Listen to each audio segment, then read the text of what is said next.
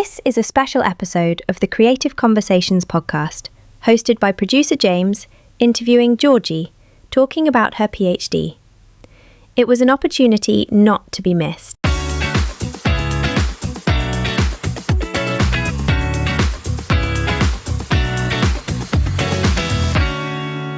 Welcome along to another episode of Creative Conversations. Each episode we like to sit down with someone and hear their unique story and listen to their input on creativity. This week we're talking to Jorgi, who has just submitted her PhD. So as well as having a sigh of relief, you've thankfully come along to have a chat with us about creativity. Yeah. What an achievement. I've been watching your journey and the pressure has been mounting over the past few years. Absolutely. So it must be absolutely incredible and the relief must be immense. I'm very interested in hearing about the start of this journey. Where did you grow up? So I grew up in Pembrokeshire, which is southwest Wales. It's in the middle of nowhere, out by the Irish Channel, and there's not much there except for beautiful beaches. Some say that might be all you need. Yeah, beautiful beaches. Well, there's a lot of painters that, or artists and creatives that do make their way from Pembrokeshire, mostly because I think they get inspired by the landscape and then go off to paint and all this fun stuff. Yeah, like a rural environment, and we find that around the studio, that just the peace and calm and the nature, and people get inspired just by being in nature. Yeah, you know, it's the reason that lots of literature and lots of poetry and lots of art is all just based on what's around us. And I mean, a love of the sea definitely fuels some creativity for some people. There isn't all that much else there in Pems.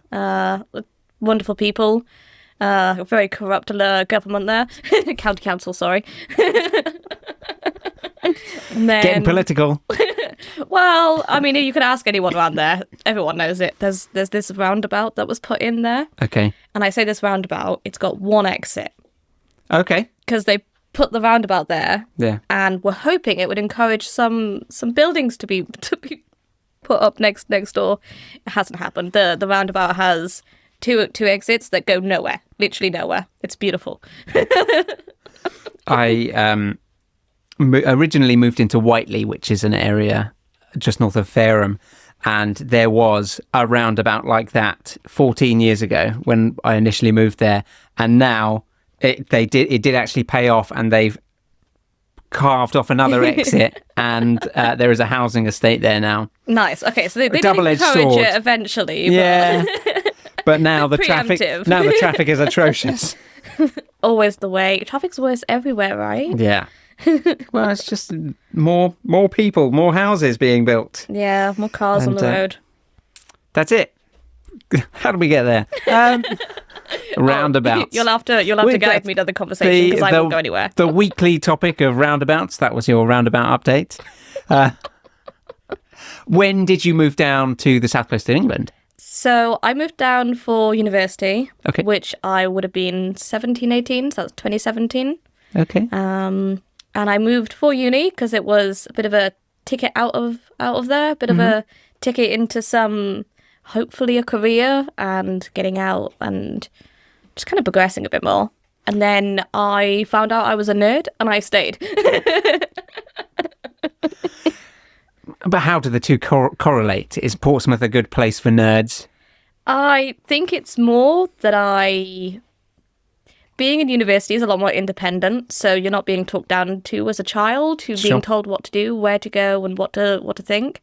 It's a lot more freeing. So the independence in learning and learning what I wanted to learn, I think that really had a big benefit. Also, good teachers. I really enjoyed my teachers in undergraduate, especially. Oh, great. Yeah. Lovely. And has it just been a straight path? Was your initial university course in the same area as your PhD? So I've definitely pivoted a little bit. Okay. So I first did drama performance. Okay. I did because I had a background in circus. I had a background in performance anyway. And initially I was going to run away to a circus academy.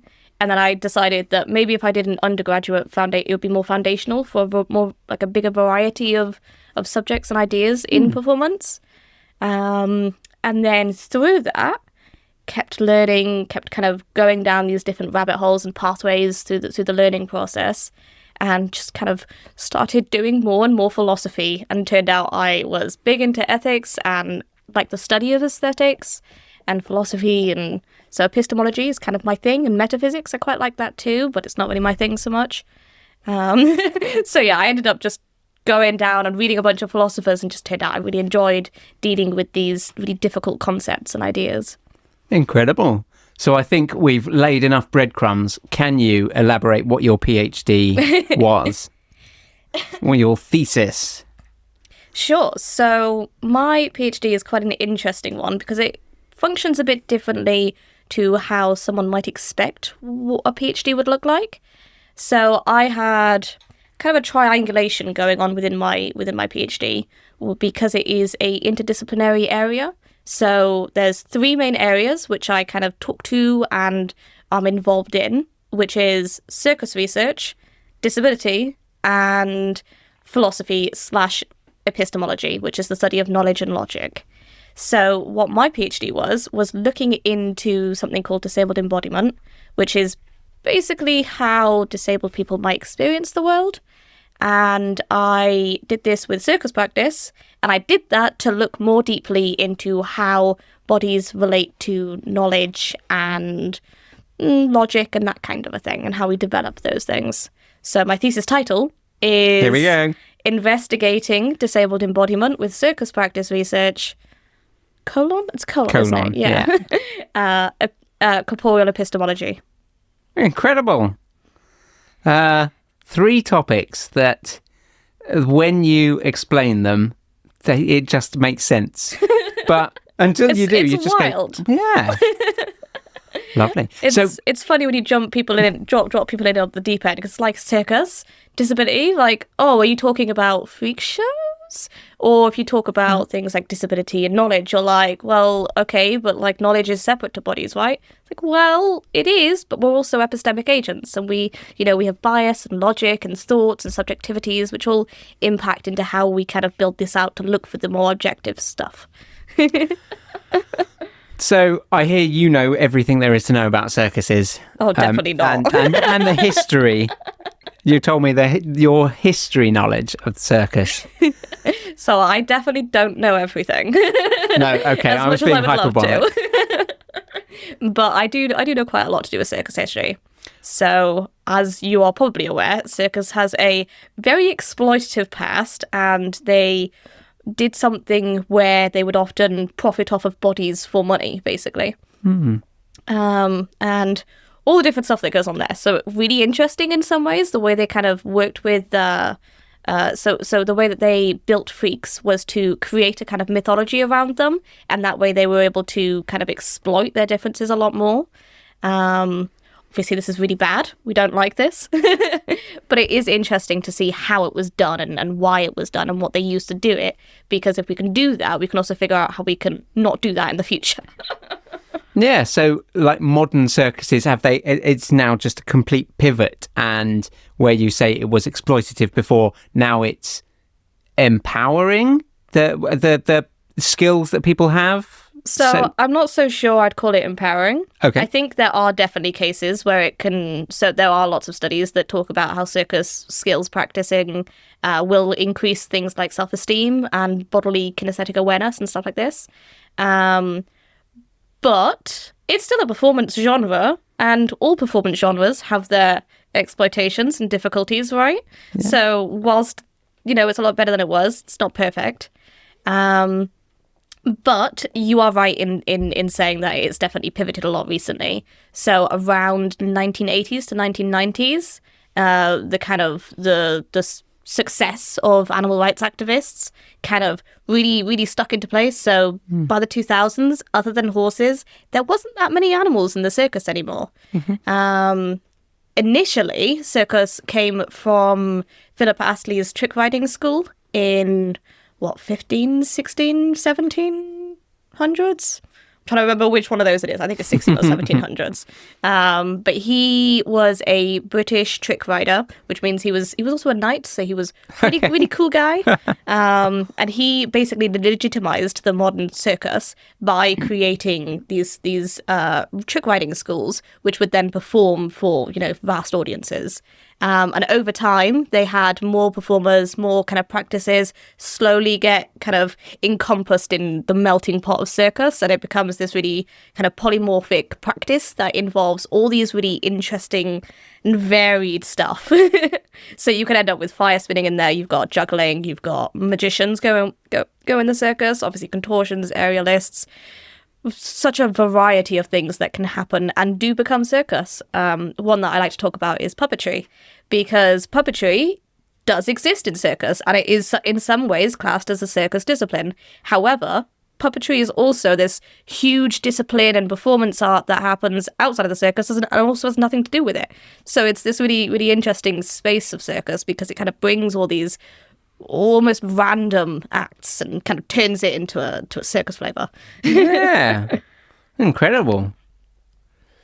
Where did your love of creativity come from? When can you pinpoint a moment where there was a spark of creativity, or was it just being, as we talked about earlier, in a creative in an environment that you had nothing to do but be creative?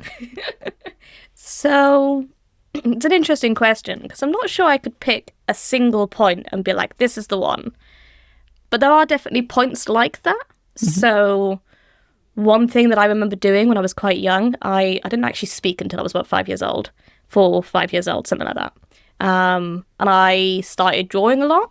So I remember being like 7 years old, something like this, was still kind of coming out of my shell, was barely really speaking all that much.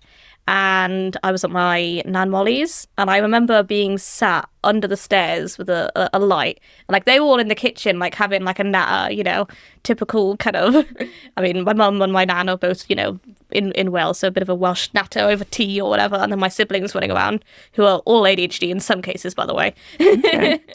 But I remember kind of being sat under the stairs with the little lamppost. Not lamppost. Lamp? The little lamp, yeah. and just sat there with like some paper and just doing stuff like this. And I remember my nan also suggesting to get a leaf and like go over the top of it. And I remember that being like, oh, that's a really interesting way of doing it. And then kind of from there things built outwards. But there's so many different times in my life that I would say really contributed to the kind of creativity. I did a lot of dance stuff and doing dance workshops when I was younger. So I was trained in belly dancing from quite young because I wanted to. My mum sort of was around some people who did it, and I was like, I want to do it. And we knew somebody who ran classes for children. So I jumped at the chance and I was like, I want to learn this thing. And then ended up... So we weren't particularly well off when I was younger, but my mum did scrape together money wherever she could, and she tried to give us as many opportunities as possible. And one of the things she managed to do was take me and my sister to Egypt when I was about 12 years old. We went to a belly dance festival in Egypt, in Cairo. So I got to see the pyramids and sphinxes, and I also found museums there and discovered I liked museums at that point. Yeah. So the nerd was kind of, it was, I was always in there somewhere. Been there all along. But yeah, these moments kind of really impacted upon that. So starting to do more shows, starting to do more performance work, and creativity just sort of, it starts to ramp up and come out, and you learn to be a lot more resourceful when you don't have a lot of stuff as well. So being from a more impoverished kind of background meant that I became really resourceful and learned how to do stuff. So I remember people at school would, for Halloween, they'd be like, oh, let's go buy my Halloween outfit. And my mum would be like, let's make it. Nice. Like, what she wasn't saying was probably couldn't afford it.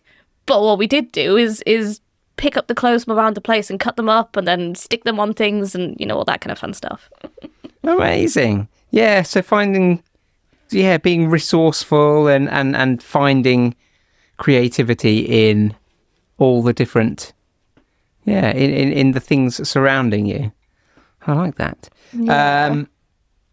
You do a broad range of... Do you consider all of your... Do you consider the broad range of things you do all circus skills? No. Okay. Because I wonder if you could list for me the various things that are circus skills that you do. Because list them. Well, So- I've seen you do so many things.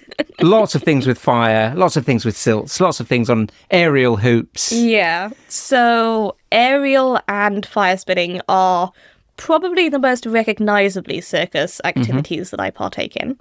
I do also do a bit of acrobatics. I did a lot of acro when I was younger, and partner acrobatics, throwing people. I did a lot of that. I did that from gymnastics as well. So I had a bit of a background with gymnastics. So I did artistic gymnastics. I also did rhythmic gymnastics, but I didn't stick with that for very long. Not so much. And then I was actually a gymnastics coach as well around 14, 15. Started working at the gym club.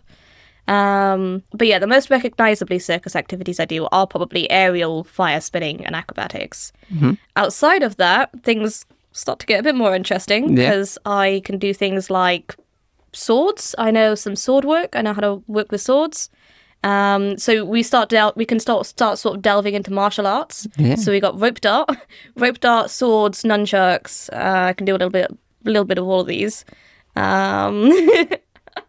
It depends on like how specific do you want to get, because aerial is quite an umbrella term. I've got aerial rope, aerial hoop is my main one, and I've done some aerial silks as well. Also done trapeze, but it's not my favourite thing.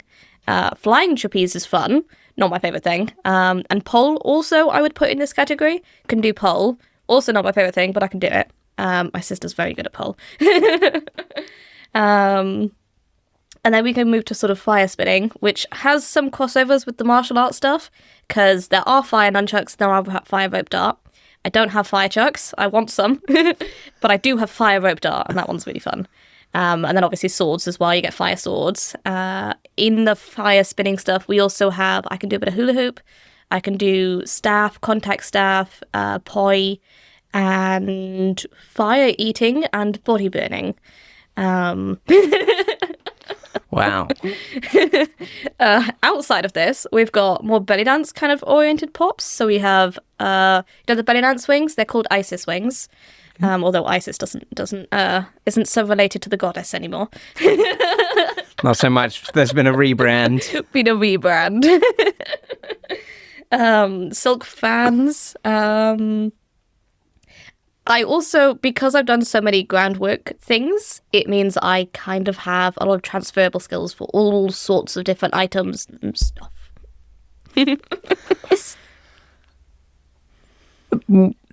Why such a broad range? Because I'm curious and I like to live life. So so I see a thing and I'm like, I want to try it. Let's do it. And eventually some things just stick and I like them. And I think it's really important to really focus on the things you like doing. What do you say to people that are searching for their own creative endeavours? Be patient with yourself. It takes time. You need to be able to try things out for the first time and recognise that every time you try something for the first time, you're probably not going to be good at it. That's okay. That's not what you need to look for. You don't need to look if you're good at something. Do you like it? Does it spark something in you? Does it draw you? Is there something drawing about it? Even if you're bad at it, even if you pick it up and you're bad at it, do it anyway because it's fun and enjoy those things. So kind of be patient and kind of learn to enjoy that grey zone and that frustrating zone as well. Learn to kind of find a way to enjoy that, I think, is really important. Okay. Yeah, so I just thrown a lot at you. There's a lot we can talk about. I love digging into it, and then sort of delving into things. So, what creative endeavours do you do outside of the skills that you discussed? Are you into writing, gaming? Yeah. Any music? Yeah. I play tick. I play. I'll go and say I'm good at any of these things. I just enjoy them. Yeah. So I do enjoy a little bit of singing and ukulele. One of my housemates is really good at ukulele, so he plays uke and I tend to sing a bit more. But I can play a little bit myself. It's funny, when I was younger, there was a bunch of different instruments I picked up and tried to learn. So I had lessons for saxophone, I had lessons for harp at one point, cello, violin. Yeah. I don't know how I fit it all in, to be honest. I love video gaming. I am a huge nerd, so Minecraft. I'm also autistic, so that, Minecraft, autism.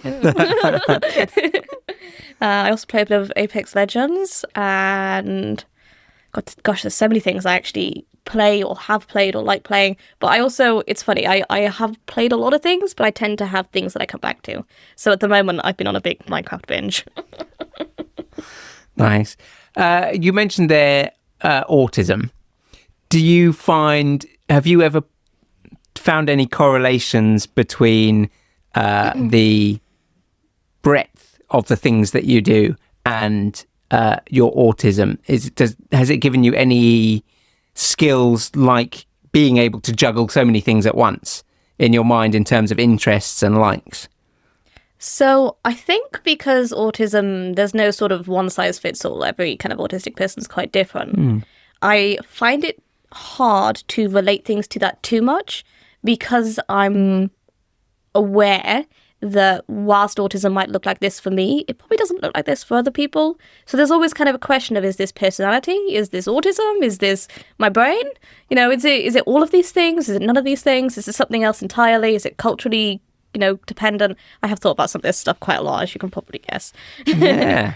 But there's definitely some crossovers. So I recognize that getting into something quite intensely is probably close to being a trait. I do have a tendency to sort of, when I get into something, to really get into it. So when I picked up nunchucks, I didn't just pick up nunchucks a couple of times for a couple of weeks. I picked it up for a year, and it was like almost every day I was doing it. So, there's this kind of obsessiveness that does kind of come out. Yeah. I think there is a kind of intensity and stuff there, which relates to that. I think it also relates to having a lot of outside of the box thoughts, because there is no box for me. Yeah. Can't think inside the box if it isn't there. I like that phrase. But otherwise, I wouldn't put too much stuff down to that. I think it has its relations, it has its contexts, it has its, it does. I have some idiosyncratic language which I kind of fall back on from time to time. Mm-hmm. So things like that, definitely. But overall, there's no for certain for sure. I definitely have a lot of things that come from background and from, the kind of cultural context that I grew up in, or just things that I'm interested in that other autistic people probably wouldn't be. And then disability broadly, in your PhD, did you find anything that surprised you in the disabled element and being able to relate that to circus skills? And before we were recording, you were talking about the extremities of a body and the extremities of skills in circus. That was an interesting link that you found. Was it a learning journey for you, this PhD? I mean, I definitely learned a lot. I find it funny because the thesis itself, it's 244 pages currently, getting bigger as I do more corrections. But despite it being such a long document, it still feels like the tiniest sliver of what I've actually learned or what I've covered in my time of reading and working and, interviews and all those kinds of things and data analysis. Anyway. So yes, the connection between circus and disability, there is a connection there in the extremities of the body. And that is something that I talked about a lot, because one of the things that's really hard about studying both disability and circus is it's really hard to define them both in a way that actually maps onto everything. So when we say disability, we kind of know what we mean. We kind of know who fits in that ballpark. But when you actually start trying to nail down the definition, it becomes a lot more difficult, because then you can look into things like, does intelligence count as disability? Is that is that in there or not? Is, could you put things like, does gender or sex come into that? Does that diminish stuff? So there is a few really interesting articles looking into whether a pregnant woman meets the definition of disability or not.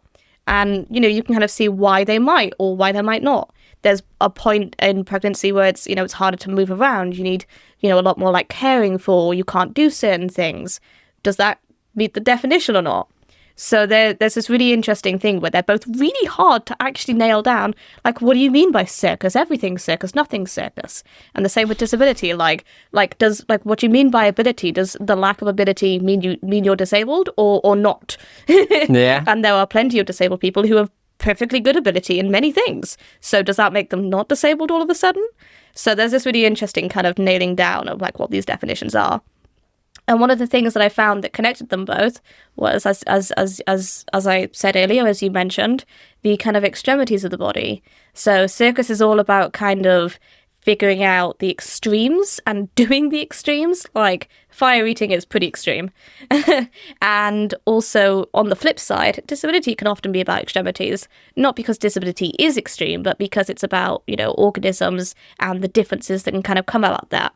So there's no kind of homogenized bodily image in the same way that there is when you talk about, say, able-bodiedness. Because when you say able-bodied, there's a much clearer picture of, 2 hands, 2 legs, arm, torso, head, torso, whatever. You have a much more clear picture of that. When you mention disability, that can look all sorts of different ways, You can change the bodily composition, stature, you can change all sorts of different things. And it shows you more of the differences and extremes that kind of come out of that, even if they're not extreme.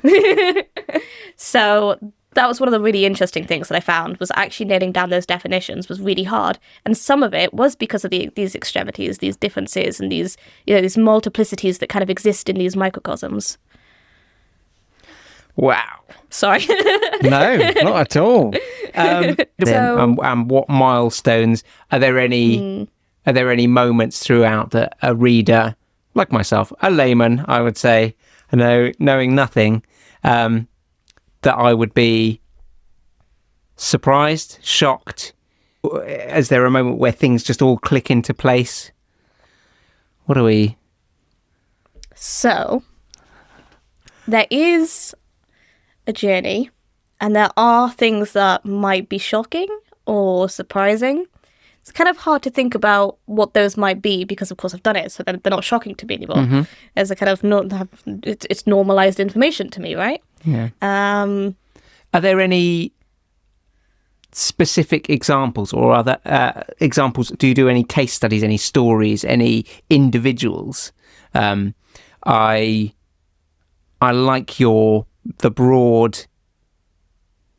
Where you talk about the compositions of the bodies. Have you done any examples in there? So, not so much the compositions of the body, because I was working from a point of there not being a bodily image. Okay.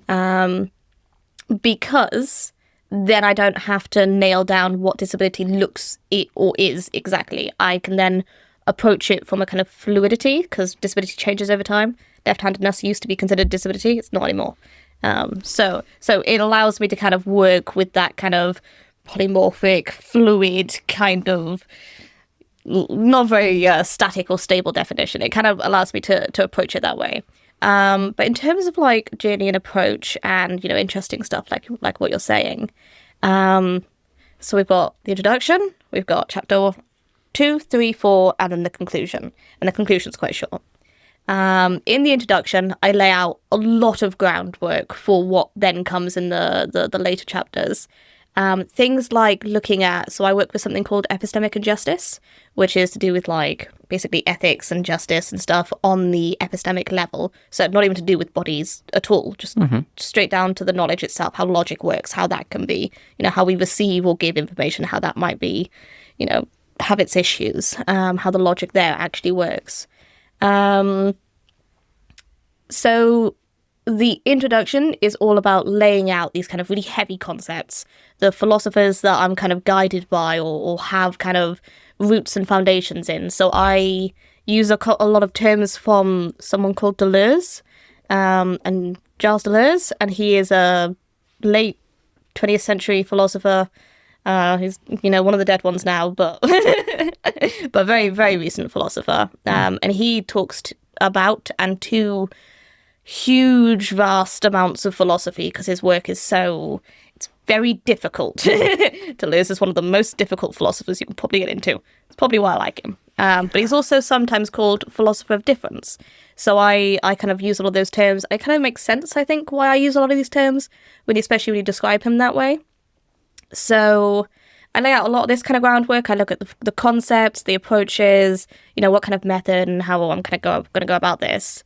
Chapter 2 goes into, it's called Landscapes of Performance. So since I'm in a performative area, I did a lot of work just looking at the field. Now, my work itself is very original, it's very unique, doesn't really fit very easily into categories. Circus is probably the best category you can put it in, but you could also call it performance art in some ways. So kind of looking at who's around and who's a bit like me, artist scholars. So there's somebody called Petra Koppers. She is a artist, scholar, author, many other vast titles, amazing woman. And she has lots of philosophy, and she talks a lot about relationships of disability to performance work, or this kind of stuff. It's really interesting, and she gets into the more kind of knotty concepts, as I like to call them, because they're just balls of knots. Yeah. Hard to unpick. Yeah. Some of the other top picks that I can easily mention are Pina Bausch. Pina Bausch is a semi-contemporary dance choreographer who she came from Germany, and she was raised in the post-war German contexts. Okay. Her childhood, I think, was impacted quite heavily by some of the stuff that went on over there. Some of the stuff that went on over there. Yeah. Putting it a bit lightly, but you know what I mean. Yeah, I do, of course. But so I go into that a little bit, talk about her and her work, and her work is really interesting because there's whole debates around the contemporaneousness of her work, which is basically, is it contemporary or not? Because in some ways it's not, and in some ways it is, and there's a really interesting debate that's gone on there, which I will withhold my opinion on. Oh, okay. Because I probably have a controversial take on that one, so I'll leave that one. No, you can't tease us like that. All right, I'd say she's contemporary. Okay. So surely everything has echoes of the past and has roots there. I agree with you. Everything echoes and everything. Yeah, there's definitely echoes and strands that go through everything, right? Yeah. So in her work, there's a lot about, the ghosts of the past. Ellie, come on. There's hello. But there's a lot of stuff about the ghosts of the past. So a lot of stuff that comes through in her work is kind of tragedy and life and love. She's hello. Yeah, you can. That's okay. You can sit on me. There's a lot more space on this side. I think she's comfy yeah, here. Yeah, well, that's it. She likes people. She likes our guests. That's what we know about Ellie. New people, I guess. Yeah, that's it. Always. But yeah, so some of the other big mentions that I could put in there are things like, I say that and then I can't think of any of them. So this is Landscapes of Performance, isn't it? Yeah, Then... So it goes through a variety of stuff. I've got Petra Koppers, she's a scholar artist. I've got Pina Bausch, she's, contemporary dance choreographer. I go more into the circus side of stuff as well. So there's somebody called Katrina Carter, who is another scholar artist, and she's done a lot of work with disability in circus. So I'm pretty sure she helped choreograph the Paralympic opening ceremony. Oh, lovely. And she teaches aerial in circus schools. But she also has a bunch of really interesting publishing out about, making aerial accessible for small statures, for example. Looking at audio description in performance and how that kind of can work in there, and the kind of innovations that can lead to, and how it's also really difficult sometimes to incorporate that stuff because it's a bit different to what we know and how we kind of do those things. So the Landscapes of Performance is all about just kind of mapping the field. I'm quite literally doing a bit of cartography on this is what it looks like out there. And these are the people probably most closely related to my own work. And then the third chapter, which is probably one you're more interested in, is where I go through the thematic data, narrative data. There's a couple of different things I do. Discursive, narrative, and thematic are all kind of correct ways of describing the type of analysis that takes place. And this is where I go through and talk about the interviews I had with participants. So my participants were disabled circus artists, or people who were, identify as disabled in some way, and people who identify as a circus artist in some way. And these interviews were long. They were like, the shortest one was about an hour and 10 minutes, and the longest was like 3 hours. So these are long interviews, and it's funny because I only asked about 10 questions. But the reason they were so long, aside from the 10 questions, is because I showed them videos of my practice. So I did something called photo elicitation interviews. And this is where you show somebody visual media as a part of the interview process as a way of eliciting responses. Okay. So one way you can do this is to show photography of something and just ask people's opinions and thoughts. What does it make you think of? What does it, remind you of? So you get into the kind of beliefs and ideas that people have that are a bit hard to kind of glean from people from just word textual questions. And the video I showed them was videos of kind of performative experiments I'd been doing up until this point, which they were then able to give feedback on and talk about, and all the different things that come out of this. And this also then lays the real groundwork for chapter 4, which is going through and analysing my final performance. My final performance is so practice research, which is kind of the methodology I used, is a type of research where practice is used in the kind of output and the method of looking at stuff. I use circus practice. So I used circus practice. So my final performance was a 2-hour solo circus performance, which related to everything that had basically happened so far. So the participants talked about things like pedagogy. They talked about things like risk, pain, bodily management, social communication. They talked about things like routines and like negotiations, and all sorts of really, really beautiful things about just how people live their lives, really. Chapter 3 kind of teases out all this stuff, and then chapter 4 goes into how I both used this for the kind of creation of the final performance and also the kind of outcomes of the performance and what that kind of relates to and what that means. And my overall argument is basically that disability is good, actually, because it leads to innovation. Down to one sentence. Boom. It's a bit more complicated than that, but yeah, that gives you a good kind of idea of where I'm coming from. No, that's incredible. Okay. I don't know if I have any follow-up questions on that. You explain it so well as well, I think, is the skill that you have with that. You've obviously lived and breathed this.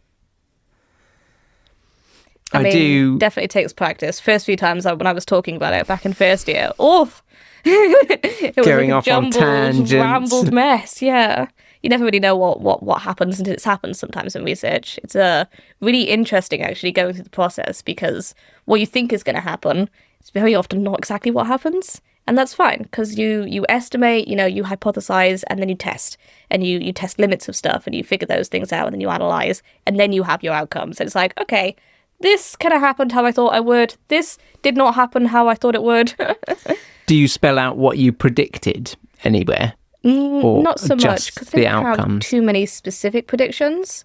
My main approach going into it was, okay, I think there's something interesting here and I want to know more about it. So I wanted to know more about disability. I wanted to know more about circus, how they relate to each other, why there's a connection here that my masters talked a little bit about this, and I felt like I'd opened this kind of worm. So it was about kind of putting these worms out and ordering them a little bit more on the table,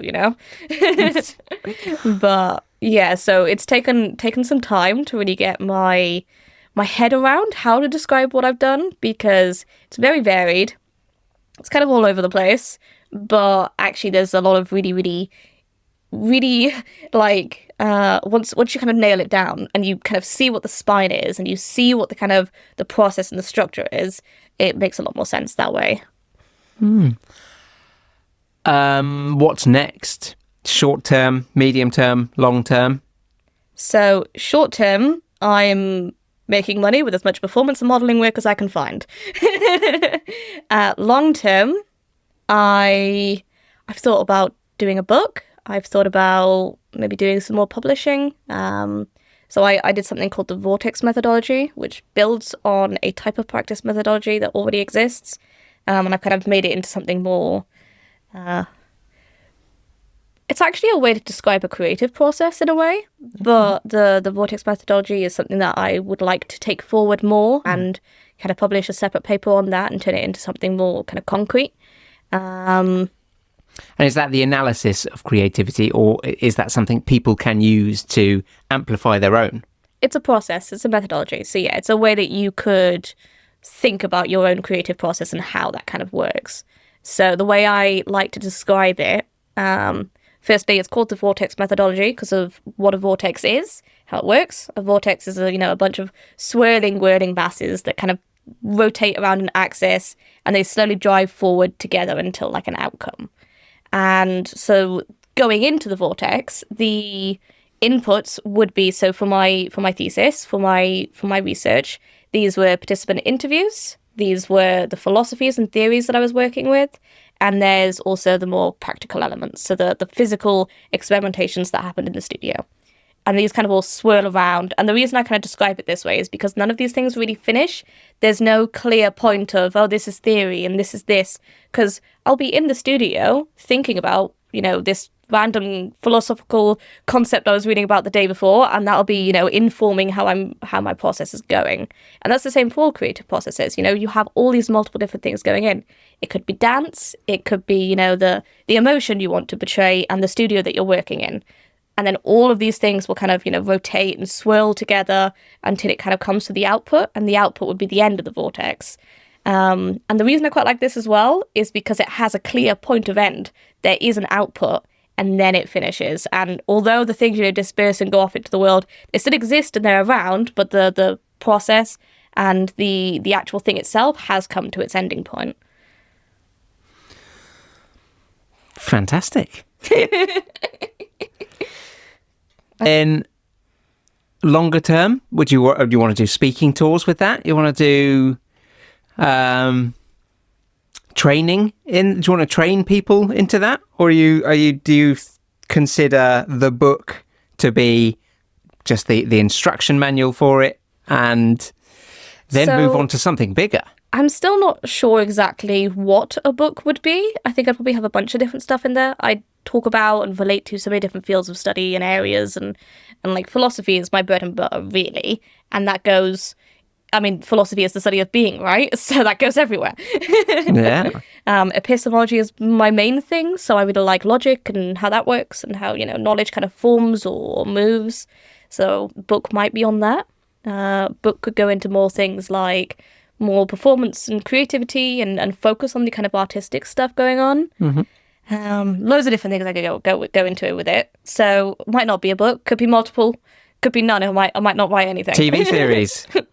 Oh gosh, I don't know about that. In terms of teaching, so there is a favourability to becoming a lecturer in the future, because if you're a lecturer and you have a lecturing post, you then have a lot of freedom in what you research, because if you get that lecturing post, as long as you're kind of publishing papers or putting stuff out there and showing that you're still doing research, you can kind of do whatever you want, which is, that's very, very, it's definitely something appealing. I'd like. Yeah, very appealing, exactly. Freedom in research is really, really, really good, because it means that you're not going to be bogged down by who you're being funded by or some shit like that.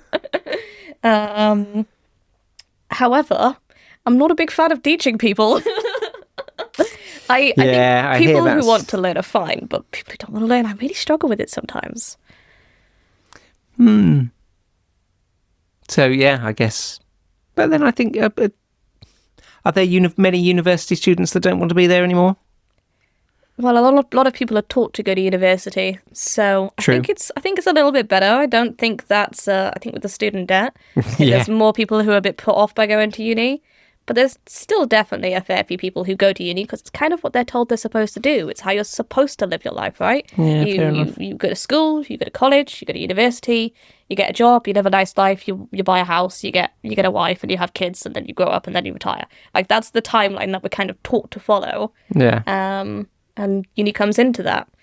So there is definitely some people who do it because they think that's what they're supposed to do, or they don't know what they're going to do yet. Yeah. There's a lot of people who go to uni for those reasons. Obviously, that's not everyone. There's plenty of people who have very clear pathways set in their mind of where they're going to go and why they're doing these things. I think I was probably more of one of those kind of people, even if my pathway did not look like that. But I had a very clear idea of, this doing drama performance instead of philosophy, that's going to give me a good foundation for my performance work. Yeah. And it was masters that I was like, no, I like the other stuff. I like the nerdy stuff. Super nerdy stuff. Incredible. Well, we look forward to seeing where the future leads you. Yeah, me too. Never know. Might give it all up and go live on an island somewhere. You never know. Anything's a possibility. So there's this thing called social circus. Mm-hmm. Do you know what applied theatre is? No. All right, I'll describe that and then I'll do social circus. So applied theatre is one of the reasons I'm using this because it's a lot older term. Applied theatre is basically a way of using drama workshops and stuff like that for social good. So things like running theatre groups for disabled groups or elderly groups or, a women's theatre group maybe. All sorts of different stuff like that can happen. Mm-hmm. And that's all about kind of ideas of getting people involved in stuff for all sorts of good reasons. One thing that's really common is naughty teenagers. So naughty teenagers, put them in a drama class, teach them how to be nice to each other, and then that'll spiral out to other things. But that's called applied theatre. It's this idea of using workshops for social good. Social circus is very similar, but instead of being called applied theatre, it's called applied circus. It's called social circus because it's about aiming at the social stuff. So there's a group in Wales in I think it's Swansea, Cardiff area called Organised Chaos, and chaos is spelled Kaos, and that is because it means keeping kids off our street or something like that.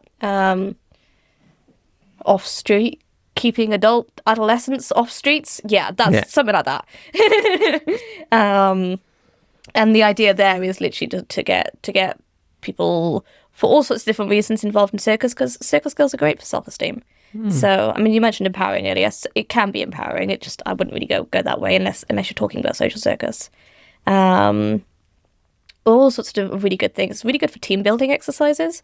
Taking a circus group and giving it to some workplace environment. You get a bunch of, awkward people who are usually sat behind computers or whatever to do a bunch of circus skills. They are literally holding each other or literally throwing balls at each other or whatever it is. It's actually really good. It's really good for team building, yeah. Mm. Amazing. Where can people find you online? So you can find me online at, because I've been focused on PhD, it's funny kind of plugging handles again now. So the Instagram that I probably use the most would be Flit Official. It's my modelling stuff. So it's where my modelling stuff pops up. From there, you can probably find my other account, which is... Gosh, what is it called now? I don't even know my own Instagram handle. That's so funny. Terrible. I want to say Flit's Auto Photography, but I know it's not that because I changed it because it was a bit long. It's called Flit something. It's connected to my Flit Official one. So Flit_official, that'll bring up my Instagram. And anything else I do there will probably be connected there. I'm on TikTok, but I don't really use it. I just post videos of me spitting fire from time to time. Which is worth watching in itself. I suppose so, yeah. I forget it's supposed to be cool, isn't it? That's it. Well, I'm always amazed every time I see them. I mean, I'm out pretty much every single Wednesday spitting a fire of some kind. Good for discipline, good for routine, good to keep your, practice skills. Core strength. And it's also lots of fun. Yeah, fantastic. Well, thank you very much for joining us. And we are, as I say, we're excited to see where it goes in the future. And we'll keep track of you. Yeah, thank you for having me and letting me run my mouth for a little bit. Oh, loved it. It was great. Thank you so much. No worries. Thank you so much too. And we won't join you. You can join us for the next episode of the Creative Conversations. Keep an eye out. Thanks very much. Creative Conversations was hosted by Mia Moore. It was recorded at Granary Studios, audio production by Granary Digital. Additional production support and editing by James Jones. For more information, visit our website at granary.digital. To contact the show, email podcast@granary.digital. Please leave us a review wherever you get your podcasts and follow us on social media.